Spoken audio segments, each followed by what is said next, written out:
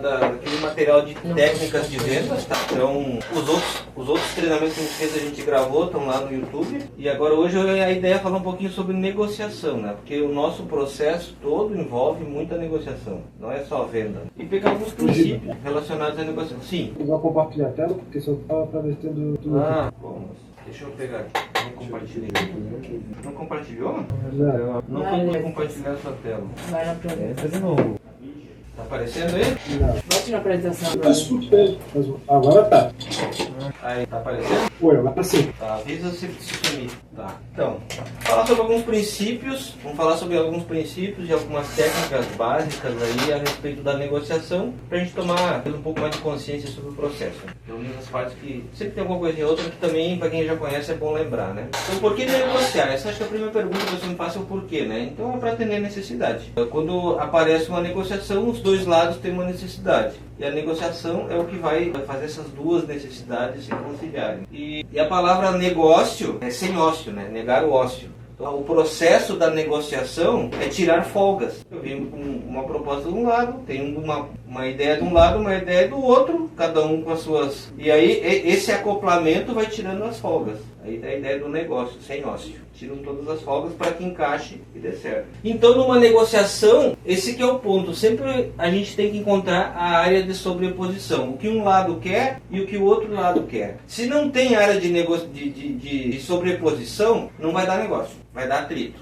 Porque aí se bate de frente e vai cada um para um lado. Então, na negociação, quando a gente pensa em negociação, quando a gente entra numa negociação, a primeira coisa que a gente tem que estar muito claro é que para negociar, você tem que fazer concessões. Não existe negociação sem concessão. Aí vai dar batendo de frente sempre. Sempre batendo de frente e não tem negócio. É isso e acabou. Não há negociação. Então, quando a gente pensa em negociação, a gente tem que pensar quais as concessões que eu consigo ceder e quais as concessões que eu preciso obter para que a coisa aconteça. Então, e os desfechos da negociação vai ser o ganha-ganha, o ganha-perde e o perde-perde. Né? O ganha-ganha é o ideal, quando a gente consegue fazer esse acoplamento de concessões, aí os dois ganham, por causa que cada um cedeu um pouquinho e conseguiram o resultado final, que era fechar a negociação. O ganhar-perde é quando um detém o poder e sobrepõe sobre o outro, né? Então, aquele ali ganhou e o outro perdeu, é uma negociação meio tirânica, né? E o perde-perde é quando os dois perdem, tá? Tem negociação, às vezes, que o negócio é perder menos.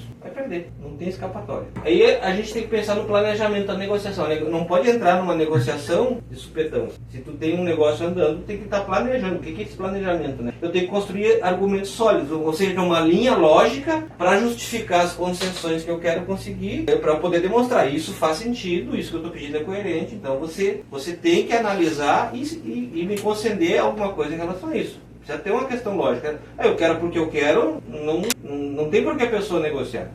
Definir os limites, ou seja, você diz, isso aqui seria o ideal, isso aqui seria o aceitável, isso aqui seria, meu Deus, é a última das últimas opções. Abaixo disso não tem mais conversa. E seria o planejamento das concessões, né? E aí você vai conseguir as concessões. A concessão, já falo um pouco mais sobre isso, mas a concessão é sempre troca. Eu cedo algo e o outro lado cede algo, e cada um vai cedendo um pouquinho.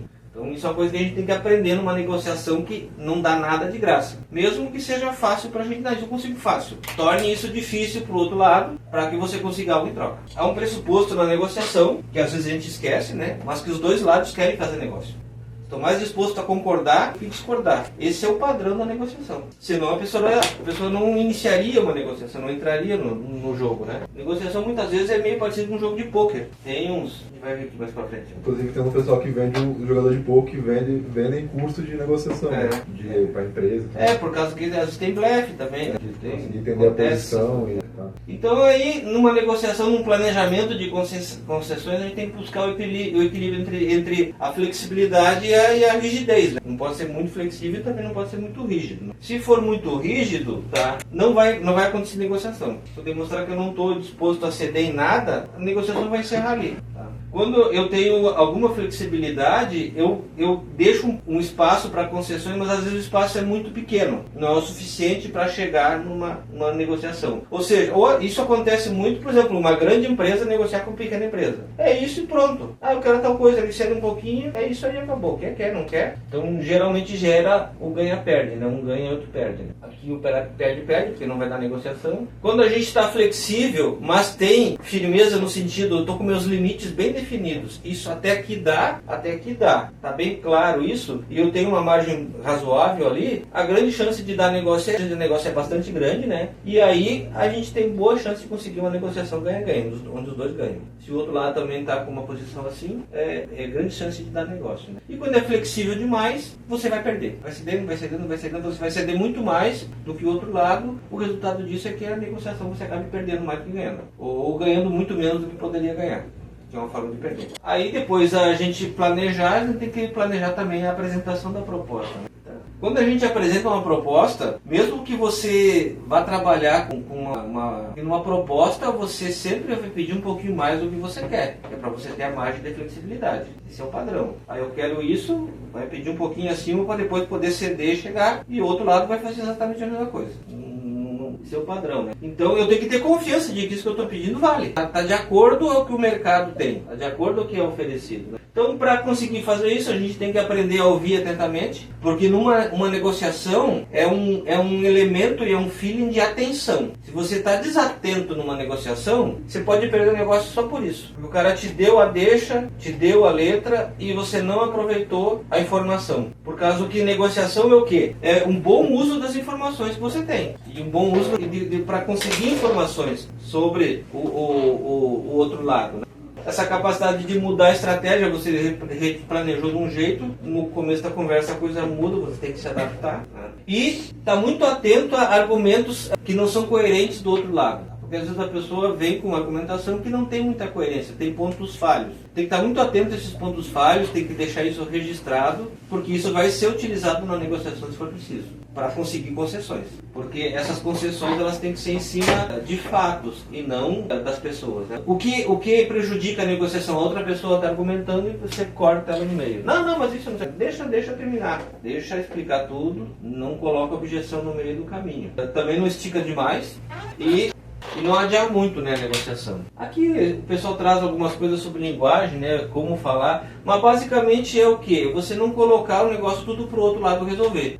Eu espero que você faça isso, eu gostaria disso, seria melhor se você, ou seja, transferir toda a responsabilidade pro outro lado. Tá? Isso sempre vai prejudicar a negociação. Né? É o coletivo, é nós estamos juntos. Como é que a gente faz isso? Né? Para que isso funcione é essencial que tal coisa. Mas trabalhar sempre com essa ideia de é nós, a negociação não é eu contra você, é nós para chegar em algum lugar. Ninguém ganha uma negociação. Ninguém ganha um acordo, a gente faz um acordo. Né? Se alguém ganhou, que não teve acordo. Porque é muito importante, essa aqui é uma frase interessante, isso aqui acho que é daquela idade da guerra lá, o Sun Tzu. Jamais um plano sobreviveu intacto ao campo de batalha. Você pode fazer o melhor planejamento estratégico, tudo certinho. A hora que vai para a batalha, cara, surge coisa que não estava planejada. Então sempre vai ter ajuste. Sempre. E aqui mais ou menos um diagrama de... Dois diagramas. Tem esse aqui de quando você inicia a negociação e quando o outro lado inicia a negociação. Os caminhos para seguir, assim. É uma estrutura aí que a nossa mente aí, nosso cérebro gosta dessas coisinhas. O passo a passo do labirinto, né? Então, o primeiro passo, você tem uma estratégia de negociação? Você tem, continua. Se não tem, volta e planeja essa estratégia.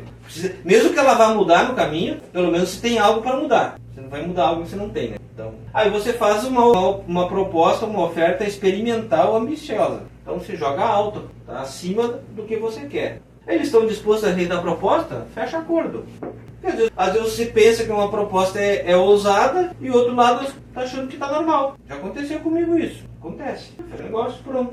Não, acharam a proposta meio ousada demais. Faz pergunta, aí entra a questão das perguntas, né? Para descobrir por quê. Por que é ousado, o que não gostaram, o que pode ser feito para melhorar. Aí, com essas perguntas, você vai mapear pontos onde você possa vincular elementos e fechar um pacotinho. Ó. Então, se a gente reunir isso aqui, assim, assado, eu consigo te fazer tal coisa. Você apresenta um pacote com uma nova proposta. Seria uma nova solução. Uma proposta é uma solução, sempre. Vai apresentar uma proposta para algo, essa proposta significa o quê? Isso resolve tal coisa. Você está oferecendo uma solução. O outro lado pode achar que não. Isso não está resolvendo. Às vezes não é nem questão de valor, é questão que ele acha que não resolve. Vai ter que descobrir por que não resolve, encontrar os pontos, alinhar, fazer um pacotinho. Não, agora desse jeito resolve. Bom, porque às vezes não é nem questão de valor, né? Ele não aceita, não, porque ele acha que não resolve. Aí quando tá caro, o que é o que tá caro? O tá caro porque não atende o que eu preciso. Se resolve o que eu preciso, o preço já diminui um pouco a importância. Sempre vai ter importância. Quer ver uma coisa? Qual é o maior problema que você tem na tua vida? Não me conta, não quero saber. Pensa em alguma coisa aí. Quanto você pagaria para resolver isso para sempre? Aí tu vai ver o tá caro. Mas o tá caro não é tão caro. Se resolve. Então quando tu oferece uma solução, uma negociação, um acordo, uma proposta, você está oferecendo uma solução. Essa solução ela é cara quando ela não resolve. Quando ela resolve, ela não é cara. Mais ou menos essa é a ideia aí. E aqui quando o outro lado inicia a negociação. A primeira oferta vem do lado de lá.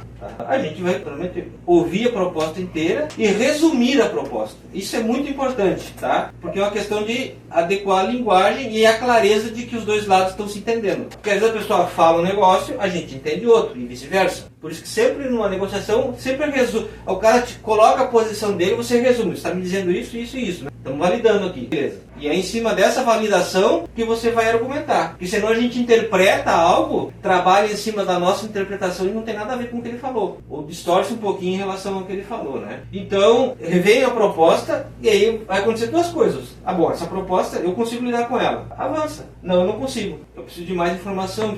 Isso acontece bastante. Eu tenho que falar com a esposa, com o marido, sei lá, com quem lá. Vai ser adiado o negócio. Se for você a parte, não, cara, não, eu quero tal coisa. Eu vou ver com a construtora. Tá fazendo um adiamento. Eu vou ver com a construtora. E aí vem a perguntinha mágica. Se eu conseguir, você está disposto a fechar? Essa pergunta eu vejo passar batido por muita gente. Porque essa é a pergunta, não é a pergunta para te fechar a venda, para te fechar o negócio. É a pergunta para você levantar a objeção. Porque a primeira objeção dele, a primeira solicitação dele, geralmente é um blefe, geralmente é uma coisinha para se livrar do vendedor. Você fala, tá bom, e se eu conseguir isso, estaria pronto para fechar? Aí vai vir a objeção de verdade. Ah não, eu tenho que ver isso, tenho que ver aquilo outro. Aí tu faz o pacote, tá bom. Então isso.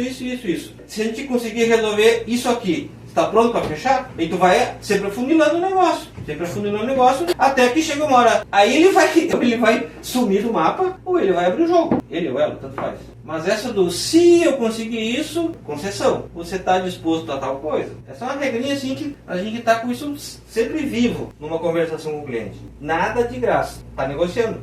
Eu tinha até me esquecido, a gente tem 5% de desconto no Next, né?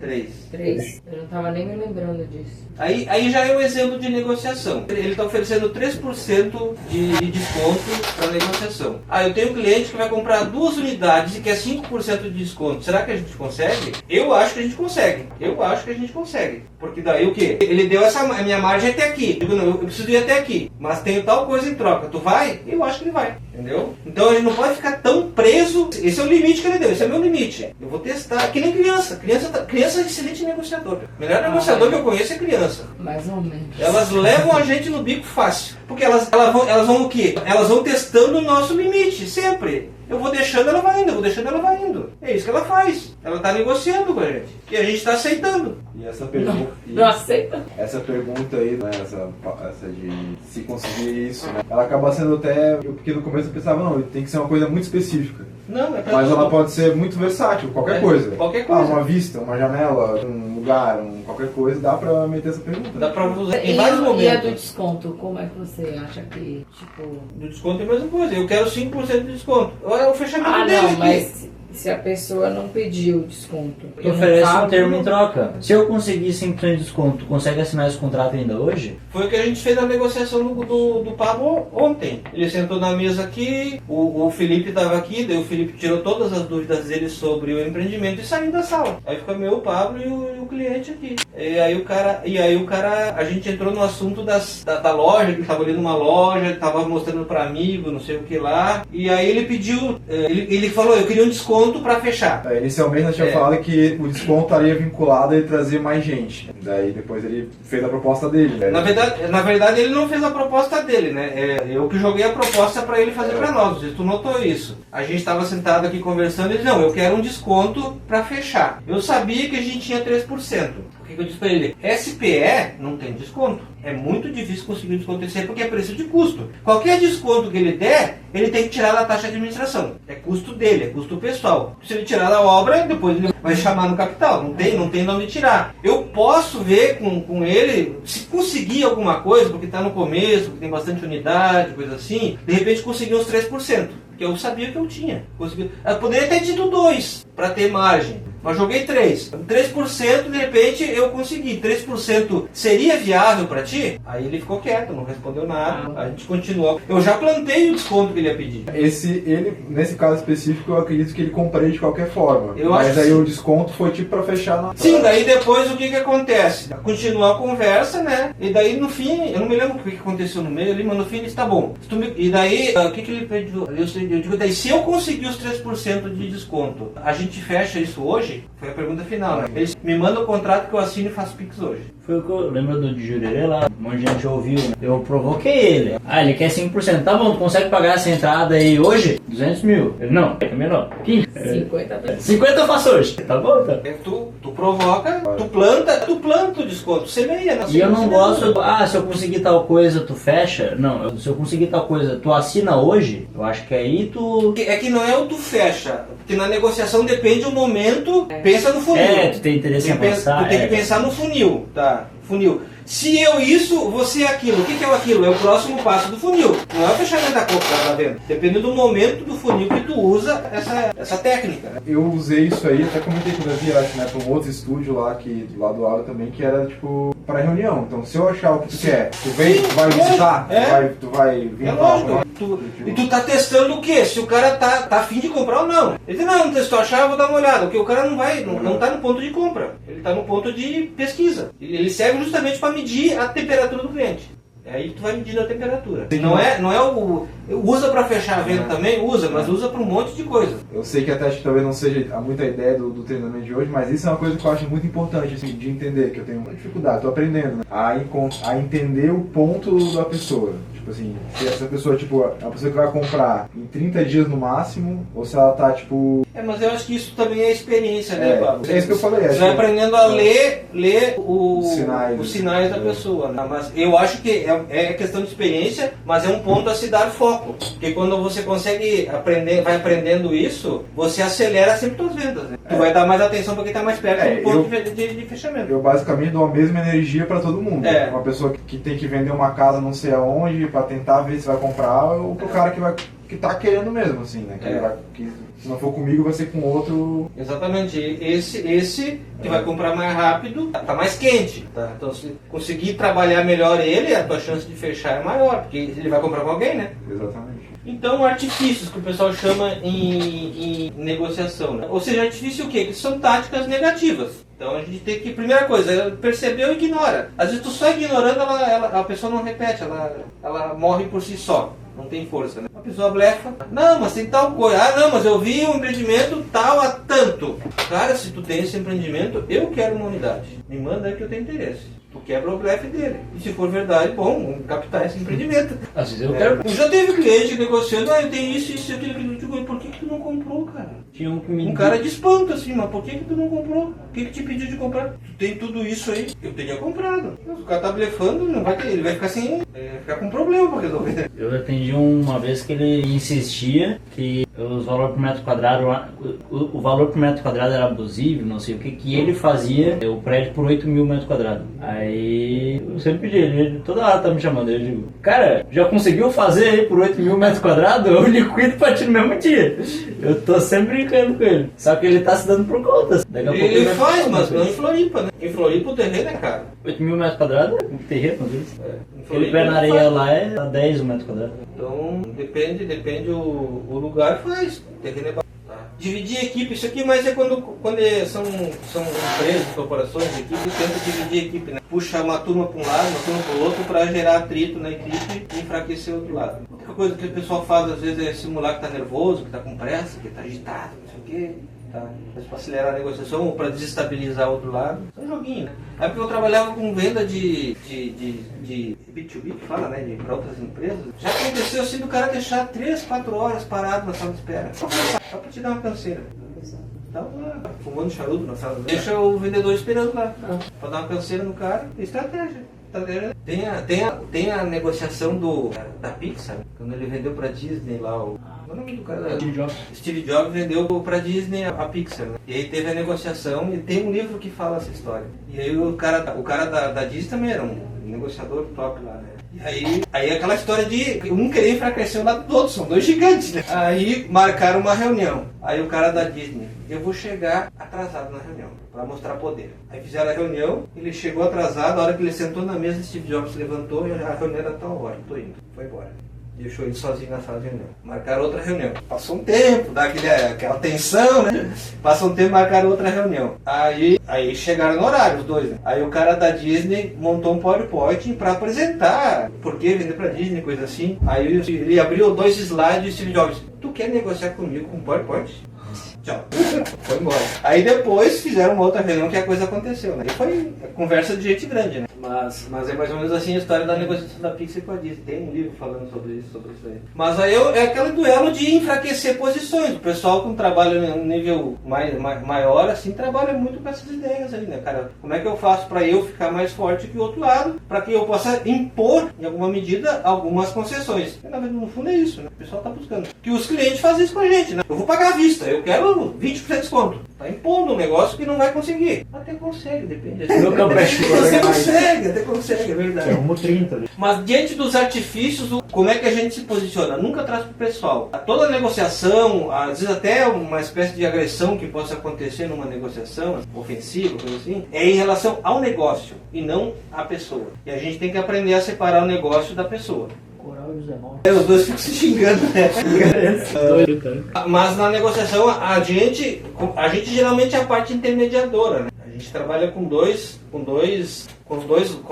dois extremos, um que quer vender e um que quer comprar. A gente faz o intermédio, né? Então, o nosso trunfo e o nosso trabalho é que a gente tem a informação dos dois lados. Então, se eu pegar, ele quer comprar, ela quer vender, ou vice-versa. Se eu pegar a informação dele e passar para ela, a informação dela e passar para ele, eu não estou fazendo o meu trabalho. Eles conversariam os dois juntos e resolveriam isso. Por que eles não conversam os dois juntos e não resolvem isso? Porque não conseguem encontrar ponto sobre posição. Aí vai ser o perde. Por isso, aí que entra o intermediador.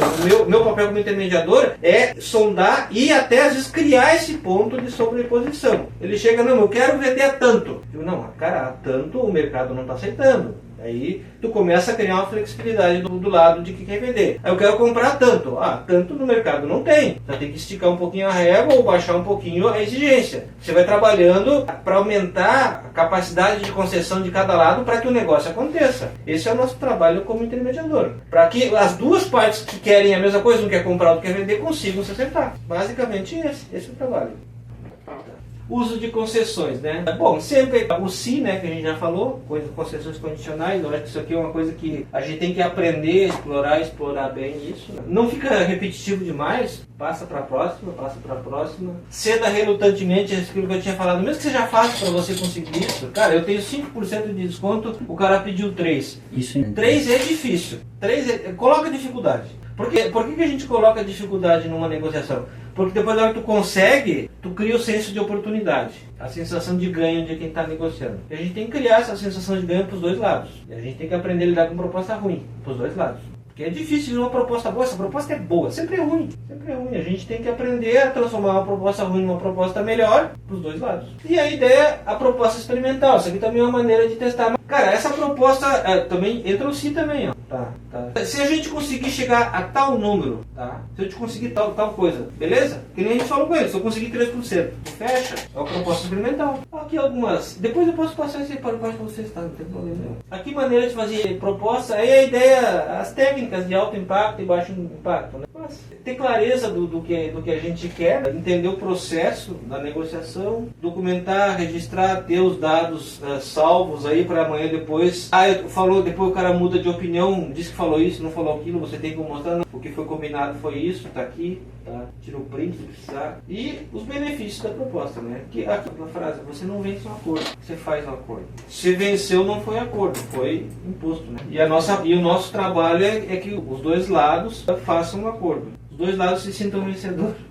Então, como é que a gente enfraquece o outro lado? É aquela história de você estar atento para pegar incoerências. Então, você pegou, o cara está falando isso, não bate com aquilo, não bate com aquele outro. O que tu faz com isso? Guarda. Aqui tem uma incoerência. Aqui ele seguiu um raciocínio lógico. Aqui não está tão lógico. Outra incoerência. Então, você vai guardando essas incoerências, essas inconsistências, tá? Para quando você for trabalhar a proposta. Seja a proposta experimental ou a proposta final. Aí você usa, quando você percebe essas inconsistências, você reúne elas e trabalhou. Isso, pensa baseado nisso, fatos, não o emocional da pessoa, a empolgação dela na hora.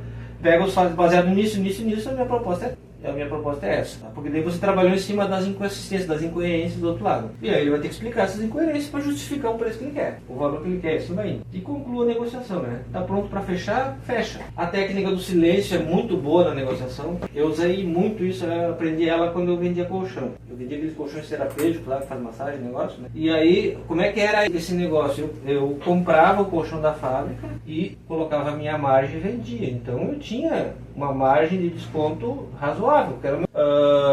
Então eu podia dar desconto. E aí o que acontece quando a gente dava o preço? Porque eram uns colchões caros, né? 8 mil, 10 mil, 15 mil, é um colchão de valor, né?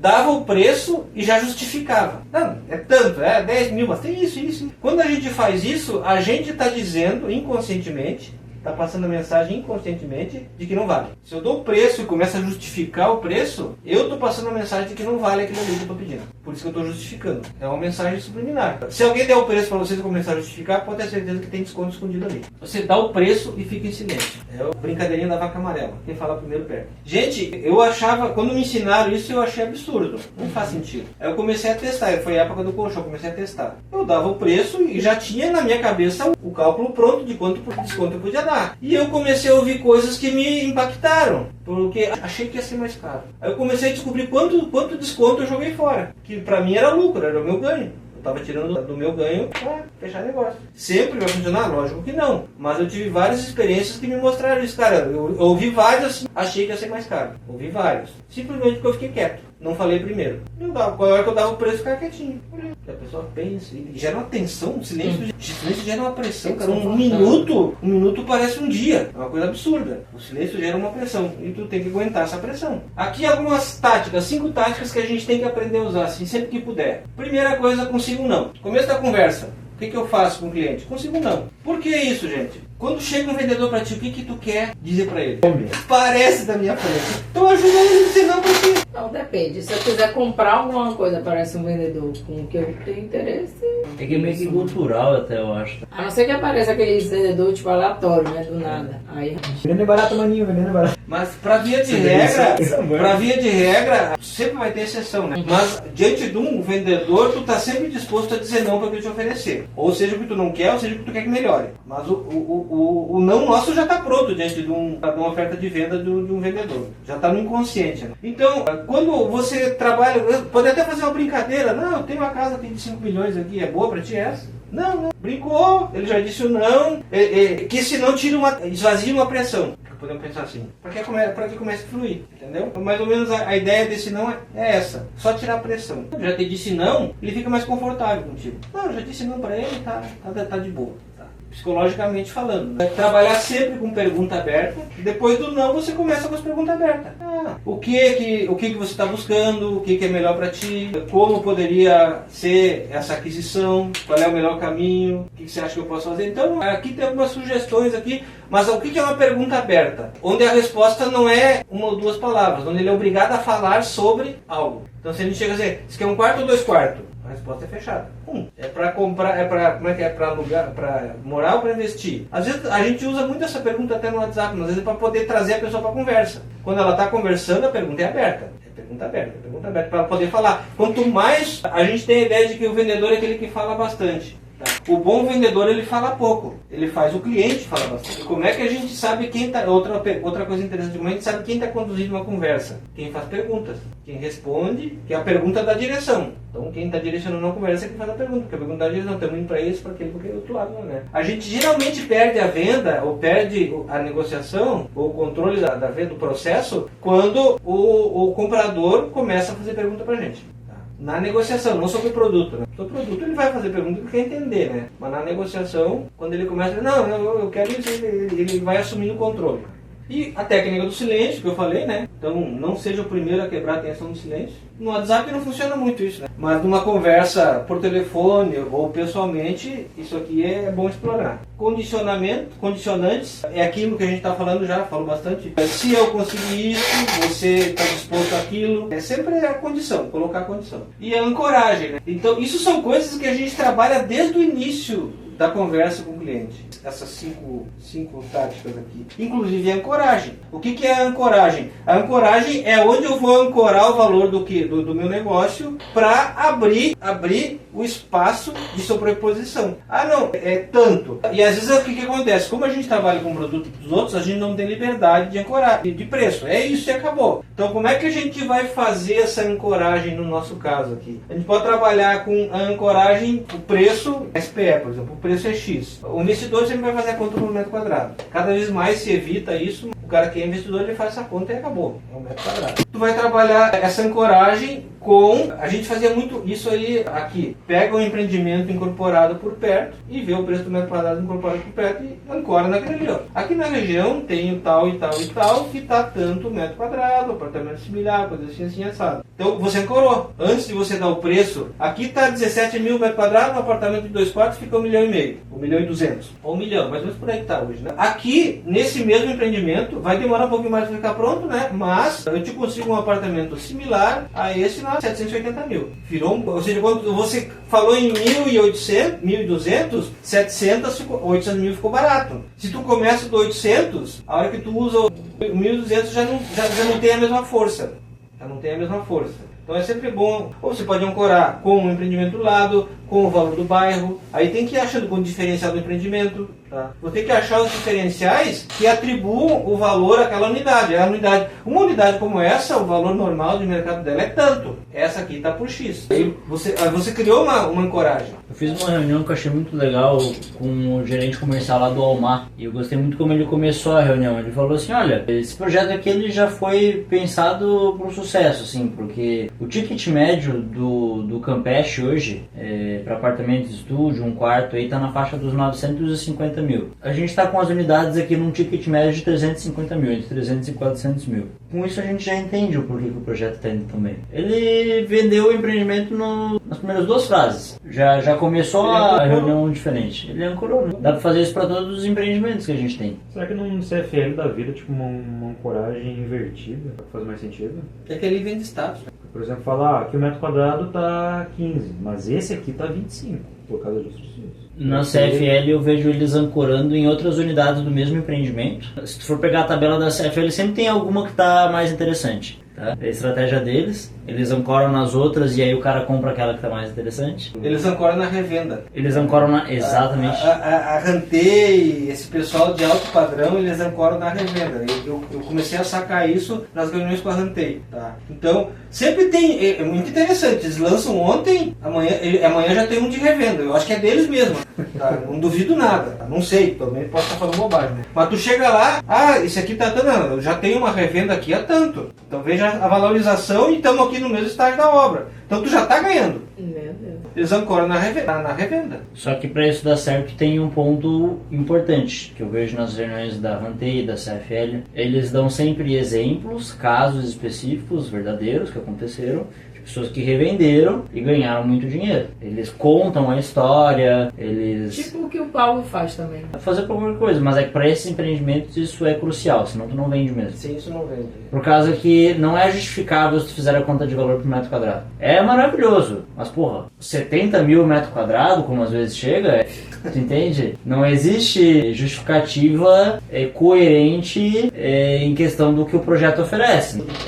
Meu Deus, entendi. É porque no caso do Paulo, ele tá falando de lucro real mesmo, assim. Ali é MSP, vai ter. Não, vai ter, Mas esse mercado de alto padrão me chamou a atenção isso. Né? Porque, por exemplo, esse mercado que a gente está atuando mais forte aqui é mercado de investidor para locação. O que eu vi no alto padrão, eles compram para revenda mesmo. Eles fazem justamente isso. Ele compra lá na planta e já coloca para revenda com o ágio dele. O negócio dele é ganhar dinheiro na venda. Eu acho que, né, como tu falou, não tem nada lógico que explique esse valor metro quadrado. Acho que a única lógica que pode explicar é o cara saber que ele vai pagar isso, mas ele vai ganhar dinheiro em tanto tempo, ele vai ganhar dinheiro. Ele vai ganhar dinheiro na venda, ele vai pagar. Ele tá pagando caro o metro quadrado, mas o metro quadrado vai ficar mais caro ainda. Tipo... Balneário Camboriú foi feito com base em cima dessa argumentação, né? Balneário Camboriú é isso. Só não consegue revender, mas é isso. É isso.